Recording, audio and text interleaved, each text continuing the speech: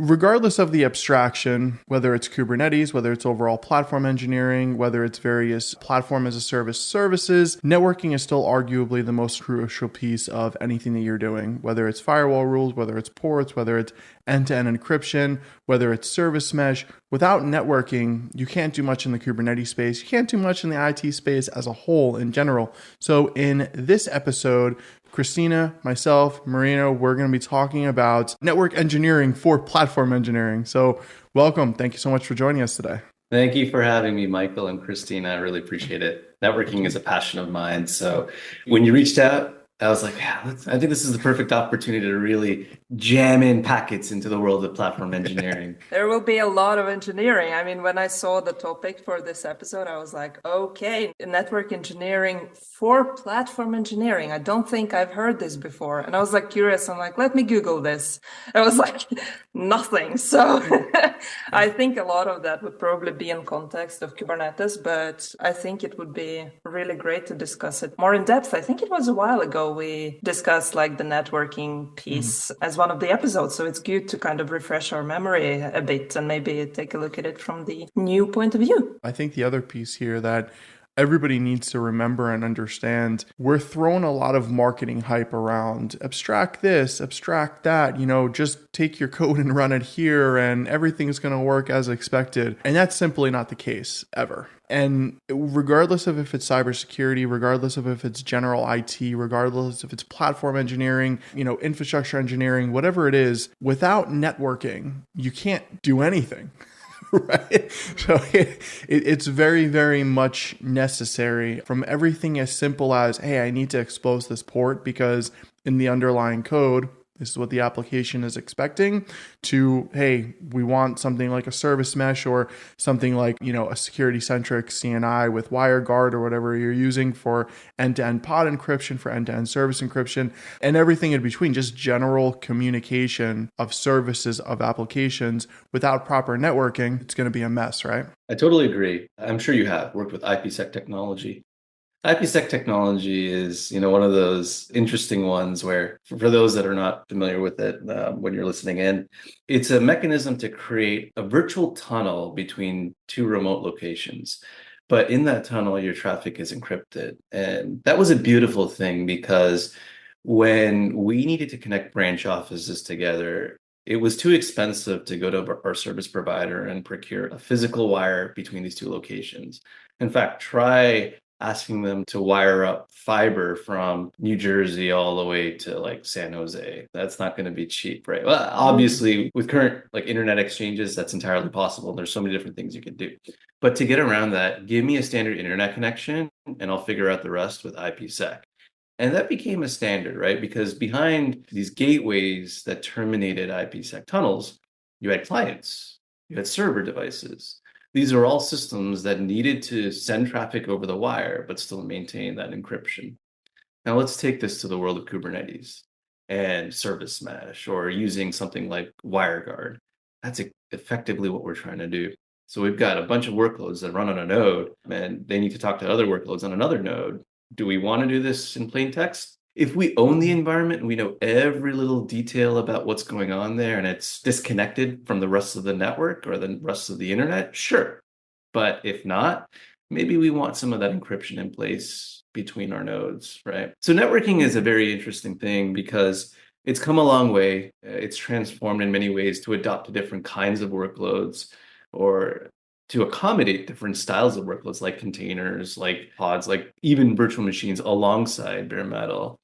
And this notion of network platform engineering has started to become a recurring theme, and it's kind of been done before in different ways. Let's look at the cloud, for example. When I want to deploy a full multi-stack app across, a few availability zones, I would probably likely use a template for that, right? So that I don't have to go and like manually do this unless I'm doing something super custom, something that's like very corner case, very niche, nothing that is ordinary or standard. But most of the time I have a template that I can follow. And in that template, there is a network template that would normally define what my VPCs would look like, what my CIDRs would look like, how the routing is going to look like. In addition to that, I'd probably see the kinds of load balancers I'm using, the kinds of security groups and firewall rules I have in place, all defined as code. So in a way, you've already constructed part of your platform using code, which is effectively what I view as platform engineering.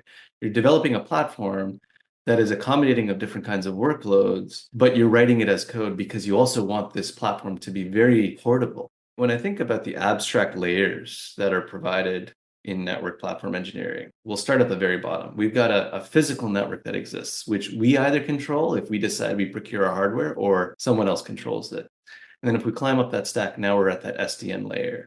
And then if we climb up that stack a little bit further, we might be at a CNI layer. And if we go up a little bit further, we've got that service mesh layer. And then one more layer, if we decide we're getting a little bit fancy, we've got an eventing and messaging layer, which we could talk about later on. But all of these layers are programmable, much like when we think about the infrastructure that supports our apps, and the apps themselves can all be defined as code, can all be defined through a CI/CD system, right? And because of that, network engineering has transformed to be accommodated by platform engineering. Totally agree. And I think even looking at platform engineering as I'll call it a systems role, because at the end of the day, for me at least, the key difference between like a DevOps engineer or whatever you want to call it versus a platform engineer, what's the key difference? Well, they're both using the same tools, they're both using the same technologies, but a DevOps engineer is more focused on application deployment and efficient application deployment, whereas a platform engineer, again, my opinion, I know other people are thinking of it a different way, but this is the way I've seen it for the past 7-8 years or so.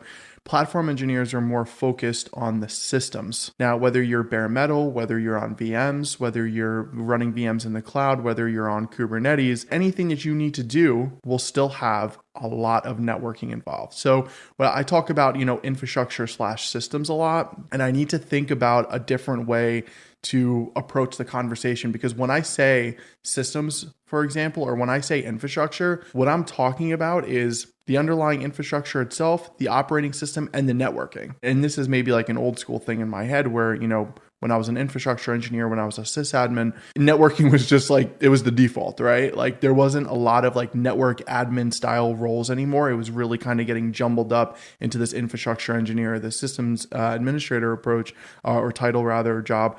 So anything that you're doing in the platform engineering space, I'd argue that you have to be incredibly efficient in networking. I'm not saying you need to be a double CCIE, but what I'm saying is you got to understand how you communicate, right? To your point earlier of like, hey, you're going to do fiber from New Jersey to Toronto.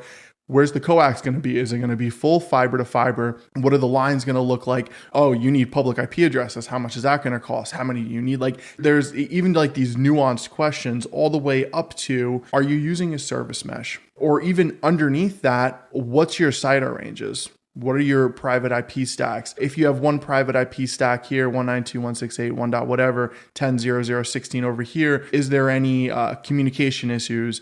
Is there anything overlapping? Do you have, like, there's just so many different things that fall into this equation simply because platform engineering as a whole is very much a systems style role. So you need to be incredibly efficient in networking. The efficiency really comes down to the notion of understanding how those packets move. But it doesn't necessarily translate to folks knowing, the deep capabilities of BGP and all the different algorithms, or I should really say like attributes that you can manipulate in BGP to influence various paths, right? But having that understanding is better than not, because as you're designing multiple distributed systems supporting those distributed apps, there's going to be corner cases that's going to require you to know a little bit of that BGP magic. Now, it's actually very fascinating when you were discussing those abstractions that we build, that we've actually created. I feel like this is the idea of we're going to try and abstract this away, but also commoditize this. Because turning something into a commodity means that it's readily available and always going to be available. The reality is, we think that compute is always going to be infinite. We think that bandwidth is always going to be infinite, but it actually isn't. And it has a real cost. Like when we think about the environment, when we think about manufacturing, and then when we also have to think about having experts go out to deploy this stuff and be available to support it when something goes wrong, right? There's an entire life cycle that exists in itself. And so it's not very infinite. It is finite. It's just we don't know where that ending is. And I think we also have to decide at some point, like to be sustainable environmentally, do we stop and do we go back to some of our older devices and recycle some of them? Or do we start to think about the abstractions again to leverage? Here's a perfect example. SD-WAN is a perfect example of, let's not try to overbuild something, but they still kind of did anyways. They built software and then they built hardware appliances to just aggregate links, which in a way prevented us from having to go back and lay new fiber or more copper or come up with new ways to like do wireless or something like that. But the reality is SD-WAN kind of saved us and gave us some level of sustainability. And I think we're opting for more of those technologies. Here's another thought, right? All that lab gear that I have here, right? All that lab gear that you might have somewhere in your home office. I've seen it on Twitter and other places too. That's all still usable stuff. It's all gold, right?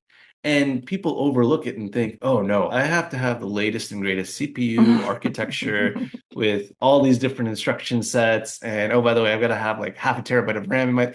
No, it's not like that. Like go look at what's the availability zone, US East 2, right? The original one and what it's running. Yeah, I mean, you touch upon a great point there, actually. I've seen a lot of this, even in organizations. It's not just about individuals, but like organizations are thinking about that, okay, all the devices need to be, switched out like every third year, I think it was initially.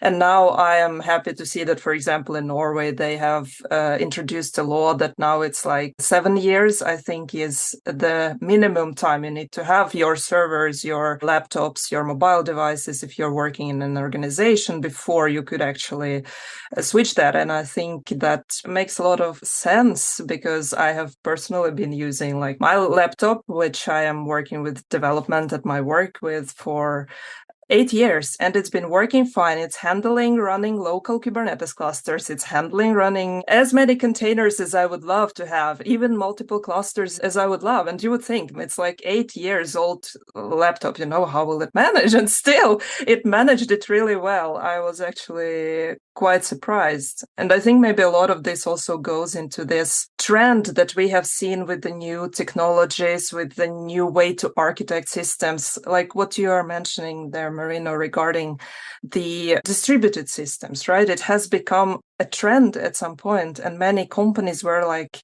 yeah, let's break down that monolith. Let's start doing tens and hundreds of microservices. Let's build a distributed system that will run on Kubernetes. And one of the challenges you face with a distributed system is also the networking piece.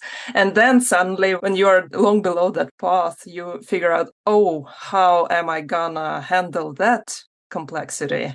How am I gonna ensure that my solution is efficient, performant? That kind of, I think it's also important to probably think about what would actually work in your specific use case in a company, and not just do it because microservices are cool, for example. I'm thinking about two things here. Number one, I'm thinking about for all the newer engineers that are listening here, maybe you have 3-4 years of experience, you haven't seen the cycle yet. But the cycle, we're always going in a circle every 10 years, give or take. We don't use buzzwords here on this podcast, but I'm going to use one because I feel like this is how everybody is understanding this now. Cloud repatriation, or however you pronounce it. All this means is we're going back on-prem. Now, regardless of if that's true or not for all organizations, what I want to point out is, spoiler alert, we used to run everything in VMware boxes, 10 years ago.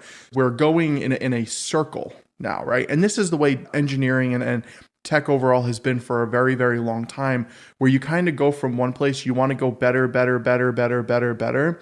then you end up right back where you started. And, the other thing I think as well, from a psychology perspective, modern day consumerism, right? We live in a world where more is better, new is better. New is going to get you to that happiness end goal. New is going to get you to that state of, oh, this is great. And that's what we're seeing in our lives day to day. New phones, new laptops, new this, new that. And we see it in corporate as well, right? Because we're humans, as it stands right now, working in corporate. Therefore, we're going to bring that mindset with us, right? So new servers, new this, new methods of deploying, new faster abstractions, new this, new that. The reality is that that's only so sustainable, right? You can only get to a certain point. Like it's funny, again, you look at some marketing and it's like, we're going to abstract everything away from you. You just pop in your code and that's it. Sorry, but that's not the way things work. Maybe it works great for a demo app, right? But other than that, it doesn't work like that any of the time. And not to pee in anybody's cornflakes, but if we go back to when serverless first started coming out, what was the whole thing about serverless? You're going to be able to take all of your code and just run it. You're just going to step back and you're never going to have to touch anything again. And it's going to work so great. Spoiler alert, that didn't occur, right? And yes, there are organizations still using serverless, and I'm not going to say it's not popular, but what I will say is it didn't reach the hype that everybody thought it was going to. Why? Because what would happen? You would upload your code and you would say, oh, well, this thing can only have, to your point, Marino, X amount of bandwidth, X amount of incoming requests, X amount of outgoing requests. Oh, how does this thing scale once we have X amount of incoming requests? Oh, we still need to do some networking here, some networking there. Oh, this still needs to be multi-region because this region goes down. Guess what? It didn't scale out to wherever. So now we still need to set that up. So regardless of layers of abstraction, it still comes back to us needing to do things, right? And those things that we typically need to do are usually around infrastructure, systems, and networking. I completely agree with that, because at the end of the day, those networking skills that I learned back in like 2008 when I was like going through the CCNA or Cisco Academy or something, that's still heavily relevant today. A lot of that stuff I use, like I'm digging into it. I still do a lot of static routing. I still mess around with BGP. And that is going to be important to a lot of people when they think, like, how are my skills transferable? One of the biggest challenges that I'm going to see is not that everything is coming back on premises, but we're going to see a movement in that direction for the next little while.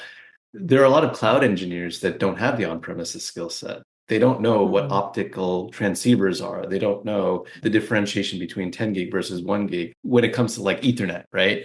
And it's not nothing against them. It's just that the big cloud companies have done a fantastic job of like hiding all of this and saying, look, you're never going to have to worry about this. Here's your EC2 instance. Go have fun, is why we are getting to this point. And why this excites me is because folks like Michael Cade, Kat Morgan, myself, and others that are building, I think you are too, we're building out home labs again to demonstrate how important working with hardware is. And not only that, like understanding the networking behind it, understanding how to deploy and work with hypervisors, because this is exactly how we used to do things 10 years ago with, like you said, with vSphere, right? So what I would say to folks, like if you're thinking about this, if you're really assessing, oh my gosh, if everything's moving back on premises, what do I do? Really double down on networking. Migrations are going to be hot, and knowing how to work with migrations and network technologies is going to be hotter. That's the funny piece of it as well. Again, going in this circle, network engineering and network administration, like this was a big role, 12, 13 years ago, give or take. If you had a CCIE, and by the way, I don't know how the CCIE looks now, but back then, the CCIE, you would have a written and a lab, right? The written, you would take multiple choice. The lab would be, you're literally in like a closed room being watched in California somewhere, right? And somewhere where Cisco is doing this. And you would be doing your thing, doing the lab, blah, blah, blah. And this was expensive, by the way. The flight, the exam, everything was your dime. Hotel, everything was your dime. And what would happen was, let's say you were just doing something, you're in iOS, not Apple. iOS is Cisco's software for the terminal. So you're in iOS and you're doing this and you're doing that, and people are watching you. Somebody would come in, because there's other people in the room, right? So it was very quiet. Somebody would come in, tap you on the shoulder, go like this, and you were done. You had no idea why. You don't know what you did wrong. And by the way, you still had to pay for everything. Those jobs would get you easily 6 figures. I mean, you were looking at 150, 200,000. And 12, 13 years ago, that was like making 500,000 now, right? Maybe a little bit less. So like, point is, we're going in a circle right now. We're going to come back to the days of network engineering, network administration being incredibly crucial.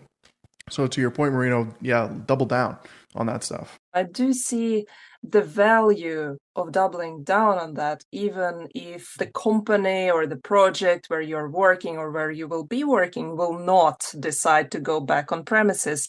And that I can say from my own experience, because while working as a developer before I entered the cloud development space and the platform engineering, the Kubernetes administration domain, I was working with software development, but I was like interested in understanding the networking because I always found it so complicated and exciting because it looked so complicated.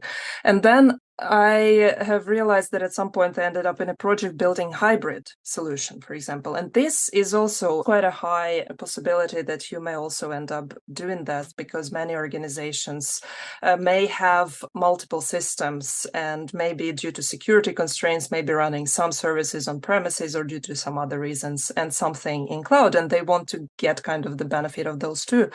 And in that setup, understanding the networking is also very important, because you need to think about so much more when you're building this hybrid solution to ensure that you don't have any overlapping IP ranges, that everything is set up and configured in a secure manner, and no data is being leaked, for example, when it's being sent to the cloud services, for example. And that's where this knowledge can also benefit you. And I still see, for example, quite many projects where network policies in Kubernetes clusters are not set up. And I'm getting goosebumps of that, because this is a very basic thing we are talking a lot about. And it's still the case that this is being set to pending. And yeah, we will do it at a later point. It's okay. The way it is right now, it works. And then we will do it at some point. And then how many years have gone since you created that cluster? And it's still on your backlog. So I think like getting that knowledge in networking and why it's important to secure that would benefit you lots to fix those things before any major danger happens. And it will kind of be a bit too late. So yeah, I totally agree with you on that, Marino. You're absolutely right. Like the network underlying foundational knowledge never changes. It never will change. Like regardless of how many people try to build abstractions on top, it'll never change. Michael, you brought up the point about the CCIE, right? I actually did attempt it. I did 2 lab attempts, passed on my second try. It was difficult, but the one thing I'll say is like the lab exam is nothing like you would see in the real world. Like none of that stuff you see is like real world anyways. I don't know if this CCIE data center exam is the same as it was like when I took it back in 2015, but the goal was to do remote boot from SAN, like booting a virtual machine from a remote SAN over, I think it was like either fiber channel over Ethernet or iSCSI or something like that. I can't remember. And like the way I had to go about it is just such a non like industry standard best practice way. So anyways, to your point, yes, the first attempt was like a very expensive 1600 plus flight lunch. The second attempt, while it was like it went a lot better, it was just like, why didn't I just like catch this one little thing that first time around? But I think, the CCIE had its value way back when. Not that it doesn't have value now. It's still very valuable, especially if you're within the Cisco ecosystem or in that network ecosystem. Because what you're going to see is you have organizations that are either moving to Cisco or moving away from Cisco or doing other things that involve networking. And a CCIE is like, I'd say at this point, I haven't checked the recent like blueprint, but I'd still say that they're about 30% very proprietary and 70% generalized, in the sense that they can still take 70% of their knowledge and apply it anywhere they want to. And if that's still the case, then the CCIE is still valuable, especially in the case of repatriation, because there's a lot of interesting things that are going to be going on. VXLAN is still in the chat, right? We still have MTLS and IPsec still kind of doing different things, but perceiving to be the same thing in some ways, right? Depending on how you look at it. And then you have service mesh that could still do a lot of this and abstract it away from you, but then you have network engineers not even using this technology. To your point, I want to mention that as well, is when you're taking these exams, I had this conversation the other day. Kristina and I With Benjamin Yes, about thank you. With the Ben. Kubernetes certifications, yeah. Yeah. And we were Hmm. talking about something similar. We were talking about like the CKA, for example. And, it's hands on and it's much better than answering A, B, C, or D. That's for sure. But it's not going to get you that real world. Like, I'll argue that implementing it in your own home lab is going to be more real world than sitting in an exam or something like that. To your point, Marino, even if you don't want to go the Cisco route, you can do the Network Plus. The Network Plus by CompTIA, it used to be on par with CCNA. CCNA was just more Cisco focused. And then there was also the CCENT, which was like the first cert that you had to take. I think Cisco is now replacing that with two different certs. There's a network focus and a cybersecurity focus that I believe the CCENT will be replaced with, and then you'll be able to go do the CCNA. So there's so many different options. I mean, you don't have to do the certs, but what I would recommend, I mean, even like this is something that I do a lot because I'm not a big cert guy, to be honest. I have a couple, but like they're not on my LinkedIn and they're not anything that I'm ever renewing. I just kind of did it just because I was interested. But what I would say is, even if you're not going to sit for the exam, go get the book or go get the audio book or go get the practice exams and just have fun. Like curiosity, right? Like what's one of the biggest parts of self-mastery? Curiosity, right?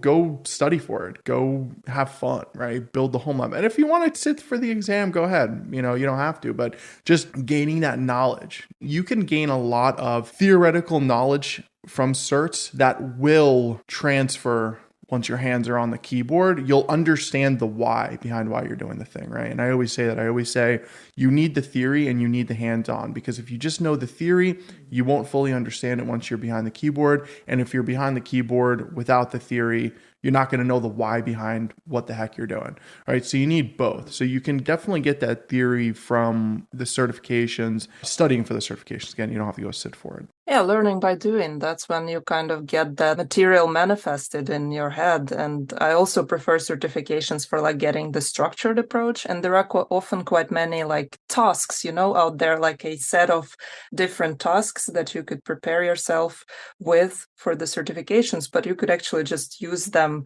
as practice tasks just to start doing that yourself, be it a home lab or like, for example, I know folks who were using home automation as a motivation to learn more about like setting up networking, setting up the different devices and kind of automating some of the different actions you could do at home to optimize your everyday life. And then you get that combination of getting that practice and doing something that is fun as well, that can be a real life project with some end results. Testing networks is actually interesting because testing networks across physical, virtual, and containers has never been easily achievable.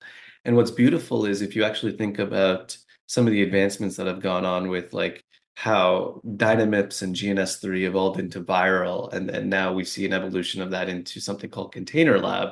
Container Lab, in my eyes, is the mechanism that I can feed into my CI/CD process, test my physical and virtual and container networks, see how they all operate when I make these like policy changes or QoS changes, or maybe I start using multiple environments and see how that response looks like. And then now I have not an entire replica of what my production environment would look like, but I'd have maybe a scaled down version, which gives me enough to kind of prepare for it. So folks listening in, check out containerlab.dev. I think it's containerlab.dev. And basically, you could deploy Cisco iOS ASR, iOS XE virtual appliances. You could deploy other like Juniper, Nokia style virtual appliances.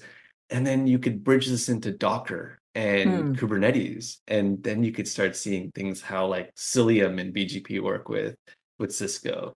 So yeah, take a look at that. And I'm kind of excited about this because if you're really trying to programmatically configure your network through the API, Container Lab will offer that for you, because a lot of virtual appliances these days will offer up a REST endpoint. And with that REST endpoint, you can configure either using like PyATS and configure your network according, like, let's say you're configuring a switch ports and then you're configuring a bunch of VLANs. Okay, that's easy enough to automate with PyATS.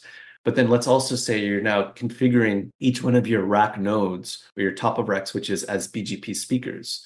You could do that across all switches or layer 3 switches in a one full swoop without having to like sit there and log into each device. And then all you're using is like a loop at this point to iterate across all those devices and cross-check and make sure you haven't already named them. So it's very cool how you start to bridge like a lot of that network automation with network testing, with the REST endpoints, with being able to tie this into your physical and like containerized environments. Sorry, I'm shilling for like Container Lab. I just like found it really cool last year, and it's like so fun to play with and so flexible. Yeah, but that's actually cool. I mean, I would really love to check that out. I need to be honest, I haven't tried that before. And I think this type of setup where you could actually test it in kind of a real life scenario is super, super useful to get those skills like to a higher level. And like, I'm quite often being asked by folks from the community, like, how do I get that production level experience, for example, with Kubernetes, or for example, with setting up networking for workloads running in Kubernetes? Because there is a lot of theory out there. There are a lot of like ABC, like you mentioned, Michael, ABC types of multiple choice questions. But when it comes to work and when it comes to applying for jobs, what organizations are looking for is actually your skills. So how can you get them? And I do believe that services like this that can offer you both sandboxed environments or some kind of labs where you could like start with setting up everything from scratch, or maybe applying to your own home lab. I think that's when you get as close as it's possible without paying loads of money for, I don't know, setting up an infrastructure that will be enterprise level, because that would not be realistic for an individual trying to just learn about it. And to both of your points, I mean, the whole idea of having some type of instruction or some type of idea in front of you to go and do a thing is so incredibly crucial. I mean, I can't tell you all how many times like I'll set up my home lab and I'll just kind of look at it and be like, so what should I do? Where do I start? Yeah, like where should I start? What should I do? What should I play around with? And like if you're just trying to like come up with things in your head, nothing is going to pop up.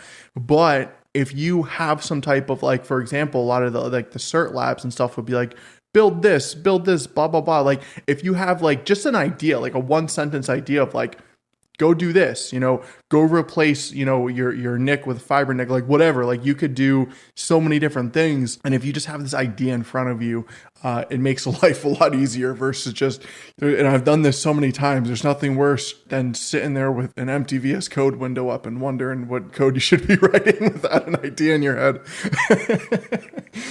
Funny that you're bringing this up, because I struggle with the same thing when I get up my home lab. Okay, it's all up and running. The endeavor to get it up and running was enough of a project and a task in itself. But lately, what's been really exciting to me is like the goal of trying to make my home lab resemble a cloud, in the sense that, hey, I've decided the cloud is too expensive now. And when I hit my threshold of my spend, let's say $100 a month, I should not continue to build more workloads on the cloud. Now I should burst on premise. And what would that look like? How would that all work out? What would the requirements be? Could I get the same level of experience, or would I see lesser of a performance, lower SLA, SLO? These kinds of things start to like come into fruition around like your strategy around home lab operation, but then also on premises operation. That is what I'm after, right? The migration process, what I'm going to need to be able to do that. And that's what I'm effectively doing right now. So I'm, testing out, can I achieve like, a migration tunnel using like WireGuard? What will that look like? Will it be optimized enough? Should I use something like SD-WAN? Should I use a WAN optimizer even to optimize and dedupe some of those? Like these are older technologies that still have a lot of relevance today. That sounds like a super fun project. It really does. Yeah. And, again, thinking about going back full circle here, I don't know about y'all, but I'm seeing more and more talk about OpenStack, right? OpenStack is making this comeback, right? And it was never really gone, because I think the majority of telecom providers are still using OpenStack, but people are like starting to think about it again.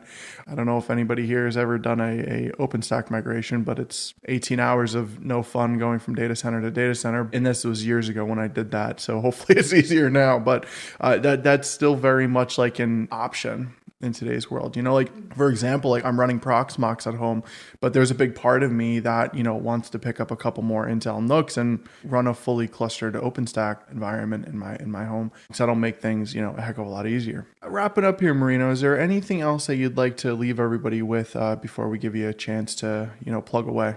Yeah, absolutely. What I'd highly recommend everyone check out is eBay. Look for hardware. Look for either a combination of Raspberry Pis, ARM, x86, and create a Frankenstein lab if you can, because I think you'll start to realize that not everything is perfect. Like the cloud isn't perfect, and your home lab is, if you can resemble some of that imperfection there, you start to overcome and you start to realize how you can work through like certain issues.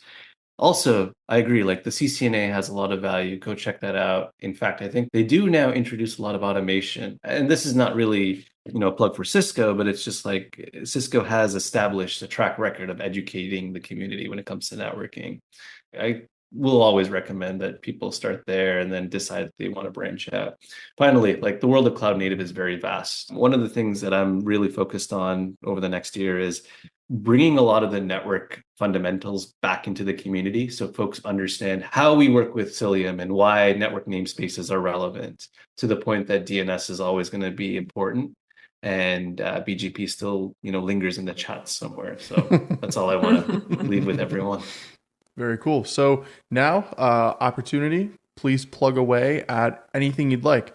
Books, courses. I know you do a ton of stuff. I know you're building your own thing. So if you'd like to plug away, please feel free to do so. Absolutely. Thank you so much, Kristina and Michael, for that opportunity. So I run an organization called Empathy Ops, which is fractional advocacy and tech marketing and even network and security consulting on cloud native and before all the cloud native stuff.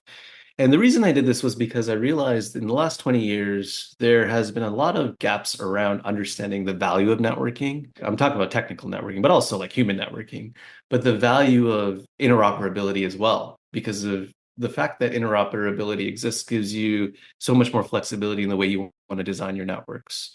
So through some of this advocacy, through some of the work that I do with a lot of other organizations, I begin to learn there are clients that are doing some interesting things with their own networks.